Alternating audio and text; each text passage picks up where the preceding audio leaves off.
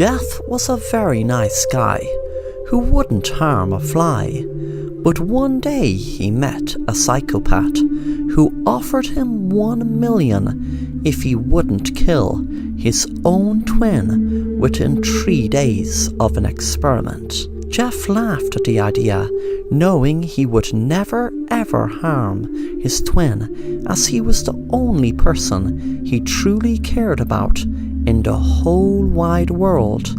Jeff's parents unfortunately died in a car crash 5 years ago. Jeff also needed the money to pay off his mortgage and other bills he had outstanding, so the idea of being offered 1 million for not killing his own twin was too good to be true. Jeff even told his twin Darren about the idea, and Darren said, "Go for it." Jeff knew in his right mind he wouldn't kill his twin, but he feared they would drug him or something to drive him crazy, and he took every precaution his twin would be safe, and then he would collect his million and they both would forget about their crazy plan. The first day the experiment started, Jeff was put into a white room. There was no chair or table or anything else, just a plain white room. After a while, Jeff felt dizzy and faint without any food, and the whiteness drove him crazy. Eventually he tried to lie down to get some sleep, but as soon as he did, loud music came into the room. He didn't even have a clue where the music was coming from, as he saw no speakers. The next day he woke up, and one of the walls was replaced with a huge mirror, so he could see himself in the mirror. He stared at himself and realized how tired he looked. When he went to sleep, he slept sound until he woke up. Darren's voice filled the room through the hidden speakers. "Well done, Jeff. You are doing great. This is day 3. You've just a few hours before you collect your million. Good luck." Suddenly more loud music filled the room, and this time it seemed to be so loud he was wondering why the mirror didn't crack. Suddenly it stopped, and Darren's voice filled the room again. "Okay, Jeff, you're doing extremely good, but you might wonder why the mirror didn't crack. That is because it was reinforced, bulletproof glass that wasn't affected by the noise. But there will be a gun appear on the ground just now. You just need to make 10 different movements in the mirror and then shoot your reflection. Then you are free to go. Also, don't be surprised when the glass breaks, as the bulletproof cover to the mirror was lifted, so it's just an ordinary mirror now." Jeff made 10 different movements and lifted the gun and shot the glass. He then froze when he realized on the other side of the glass, his reflection wasn't him standing holding a gun. It was him lying down dead on the ground. Darren walked into view and said, "Well now, Jeff, I guess you won't be getting your 1 million. You see, I told a little white lie. Maybe, I'm not sure, or was it I left out some very important detail concerning you? That mirror was a mirror, yes, and you were looking at your reflection. But when I had lifted the bulletproof shield, it was the mirror that lifted. What you were looking at, making those 10 movements, that you thought was a reflection of you, was really your twin. He had no idea what I said to you, but my twin Jason was telling him that if he copied every move you did in sync with you in the next 10 movements, you will be out of here. And you see, he didn't realize I meant you'd be out of here dead. I'm sorry, Jeff. I can't have you walking out here alive and blabbing all about my little experiment. But before I kill you, didn't I tell you I'd make you kill your own twin within 3 days?" Then Darren lifted the gun and shot Jeff in his head.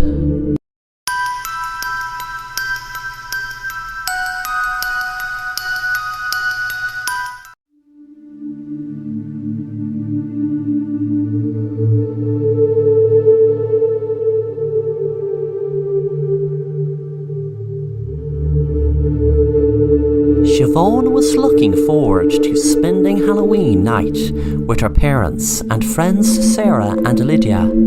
Her parents had to drive home from town first, as they were collecting a new car her dad just bought.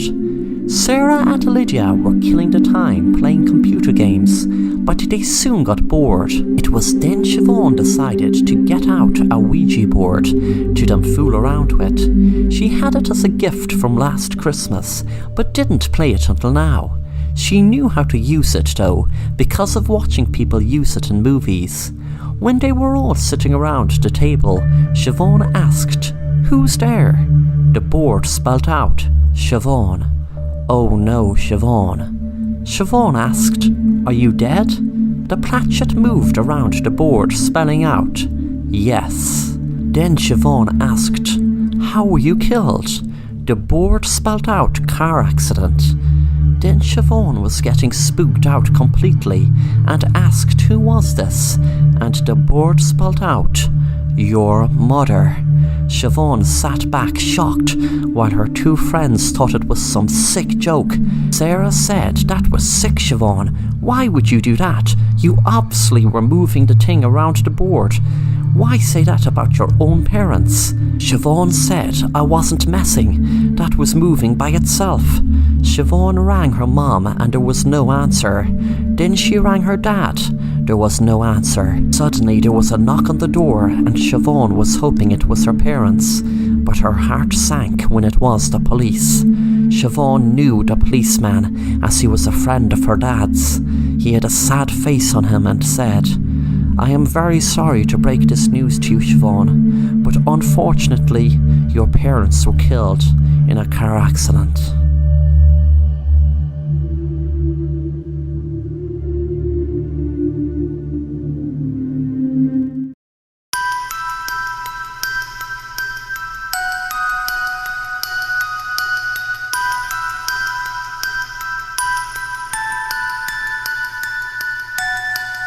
Barry woke up in a room with no memory of how he got there.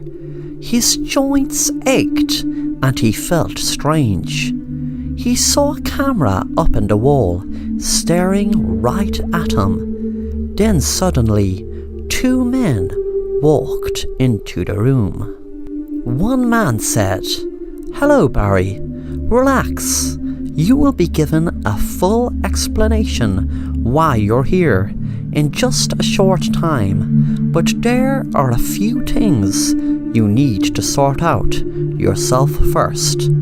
You need to just relax and try your best to remember anything you can that has happened to you before you woke up today. It doesn't have to be recent. Anything at all." Barry felt the question bizarre and was about to say something when he felt kind of dizzy, and suddenly he blanked out. As he did, he had a memory of a person speaking, but he could not make out who it was. He tried his best to look at the face, hoping he could make out the features, but it was no good. The face was just a blur. When he snapped out of his daze, the man spoke to him again. "Did you remember anything, Barry? It is very, very important that you remember anything at all before we fill you in." Barry said, "What am I doing in this room? Who are ye? What do ye want with me?" The man spoke again. "Barry, we will give you all the answers to that in a very short time, but for now, we really need you to remember anything at all, because it is vital you do before we give you the information you were requesting." Barry could feel himself get dizzy again, and once again he could see the face, but it was just a blur still. He wondered who the person was, knowing that's probably what the weird man is asking him.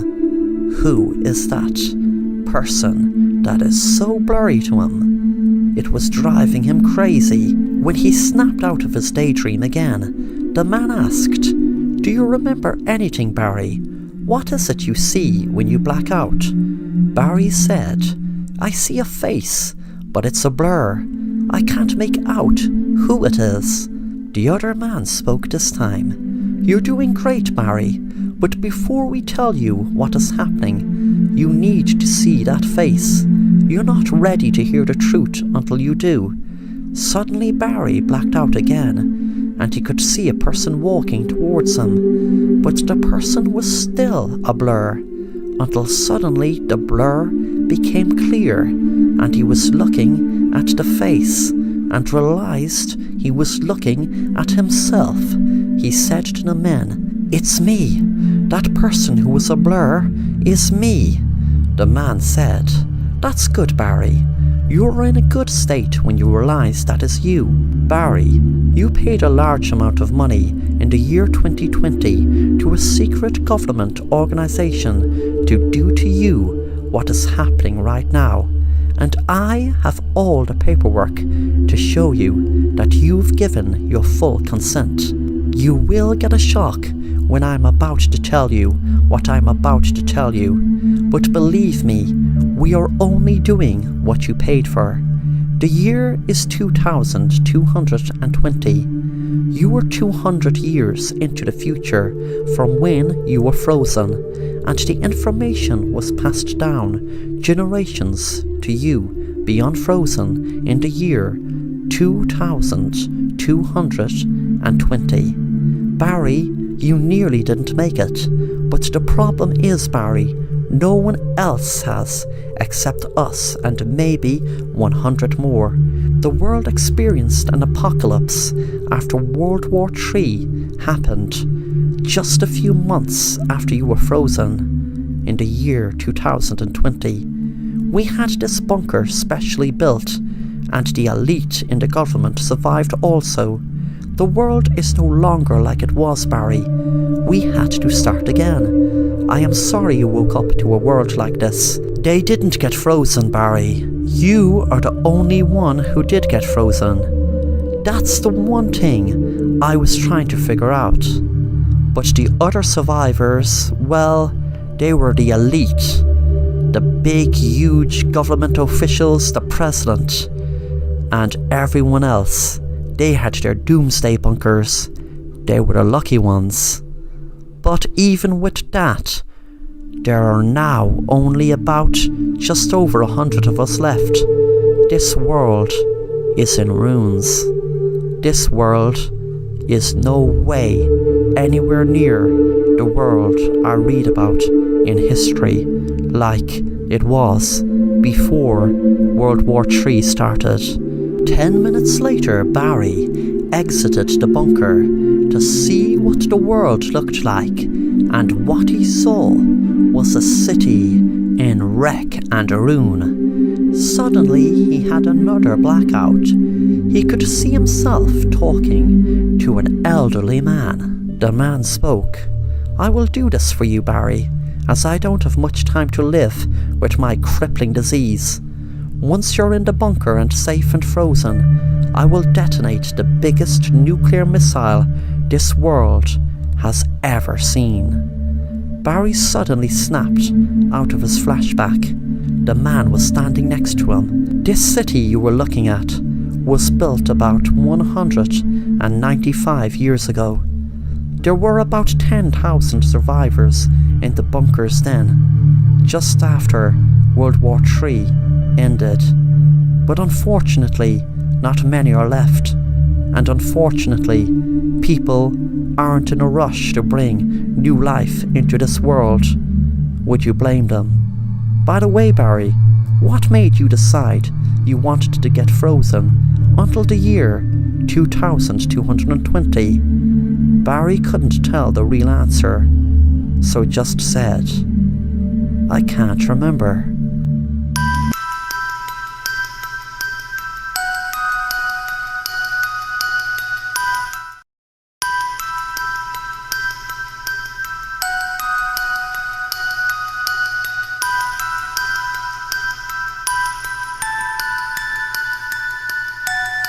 Michael had a drink problem for years, and his wife Anna hated it, knowing that she could expect him to fall in the door any night drunk and angry. She tried her best to get him off the drink by calling different experts in dealing with drink problems, and he went to Alcoholics Anonymous, but she knew ultimately it had to be him that would need to help himself to stop drinking. It came to a head one night when Michael and his wife were driving. She begged him to not drive and to get a cab instead, but he insisted he had only one drink. As they were driving down a quiet country road, the car swerved, but not soon enough before they hit a young girl. Michael and Anna were terrified, and Anna shouted at him to call the cops, but Michael pleaded with her not to and to just drive home. It played in her mind every single day and every single night, just leaving the poor little girl on the road. She wondered, did she die instantly, or was she in pain beforehand? When she watched it on the news, she made up her mind that if Michael took one more drink, she would leave him. So she gave him the ultimatum that if he drank again, she would be gone. She knew that would be his worst nightmare, because as much of a drink problem he had, she knew he loved her more than anything. Months passed where he didn't have a drink, not around her anyway, and she expected he couldn't have been drinking behind her back because she would notice him more spirited than usual. She never got over the hit and run that they never owned up to, but other than that, at least Michael was off the alcohol. One night she came home and jumped with fright when she saw Michael had fallen down the stairs, and was disappointed to see he had drank so much. There were empty beer and whiskey bottles scattered all over the floor, and alcohol all over him. She was so upset that he drank again, overdoing so well, but to make it worse, he had now died from falling down the stairs from being drunk. Suddenly Anna jumped when she saw a little girl stand in front of her, the same girl whom Michael ran over. She froze in fear, knowing she was staring at her ghost. How does it feel to have the ghost of your little girl come and kill you after knowing your husband still started drinking even after killing me and promising you he wouldn't? Then she held up a knife and slit Anna's throat. Later that night, the little girl was writing in her diary, "That stupid woman and man that killed my twin sister have paid a tiny price for killing my twin. I wanted that evil woman to think her husband had started drinking again just before she thought she was staring at the ghost of the girl her husband killed, and I kind of liked the idea of me putting all those tablets in his coffee to knock him out, then bang his head to kill him, and pouring the beer down the sink and putting that and whiskey around him to make it look like he was drunk and fell down the stairs. But as I said, that's a tiny price they paid for what they did. They would have ran over me also if I didn't run into the bushes to run after my dog Rex. I wish I was killed that day, and I wish it wasn't just my poor twin sister. Now that I killed them, I feel some kind of relief, but not as much as I hoped.